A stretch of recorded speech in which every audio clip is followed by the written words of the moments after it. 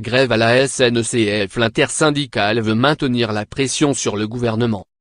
Après 10 jours de grève, le conflit social ne semble pas près de s'apaiser. L'intersyndicale de la SNCF a en effet appelé à un rassemblement le 3 mai à Paris et en territoire, ce mercredi. Objectif affiché, mettre la pression sur le gouvernement, a annoncé Laurent Brun, secrétaire général CGT Cheminots, lors d'une conférence de presse au siège de la CFDT Cheminots, à Saint-Denis. La CGT, l'INSA Ferroviaire, Sudrail et la CFDT prévoient également une journée sans cheminots, le 14 mai, si leurs revendications unitaires n'étaient pas entendues par Édouard Philippe. Pour rappel, les syndicats doivent rencontrer le Premier ministre le 7 mai prochain. Sans cheminots, ça veut dire sans train et sans chantier réseau, a précisé Didier Aubert, secrétaire général de la CFDT Cheminots.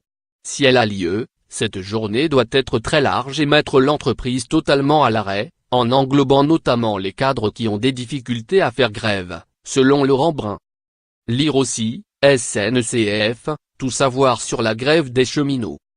Dans les faits, le jeudi 3 mai et le lundi 14 mai correspondent à des jours où la grève était déjà prévue dans le cadre d'une mobilisation menée par épisode sur un rythme de 2 jours tous les 5 jours.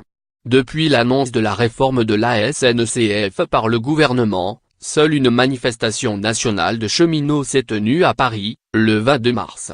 Elle a réuni plus de 13 000 personnes selon la société Occurrence, qui réalise un comptage pour un collectif de médias, dont Le Figaro. Cette annonce de l'intersyndicale intervient alors que la ministre chargée des Transports a clôturé 2 mois de concertation engagés début mars, ce mercredi. La séance était consacrée aux conclusions des travaux sur le thème de l'amélioration de la qualité du service public ferroviaire. Les organisations syndicales ayant claqué la porte jeudi dernier, le Premier ministre a repris la main sur ce dossier. Dans l'étape suivante, les discussions, les négociations sociales vont se passer au niveau de la branche pour préparer la convention collective et aussi au sein de la SNCF qui prépare son projet d'entreprise, a déclaré Elisabeth Borne.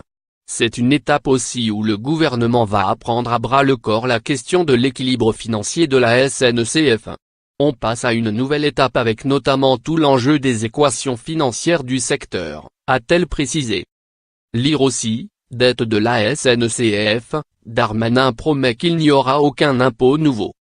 Nous n'imaginons pas que le Premier ministre nous convoque pour nous dire que rien ne changera et que les négociations sont closes, a expliqué Laurent Brun, demandant que ce soit désormais Édouard Philippe qui pilote les discussions en présence du patronat et dénonçant une réforme très idéologique. S'il devait nous convoquer pour ça, on serait vraiment face à un gouvernement qui fait le choix du conflit de longue durée et c'est lui qui serait à ce moment-là responsable de la poursuite dans le temps du conflit par les cheminots, a-t-il renchéri. On a été reçu bien gentiment par la ministre des Transports, Elisabeth Borne, lors de réunions d'information. Maintenant on veut avoir affaire à celui qui a le dossier en main pour enfin commencer des négociations sur la base d'un projet viable et qui prend en compte les propositions syndicales, a prévenu de son côté le secrétaire fédéral de Sudrail, Éric Meillet.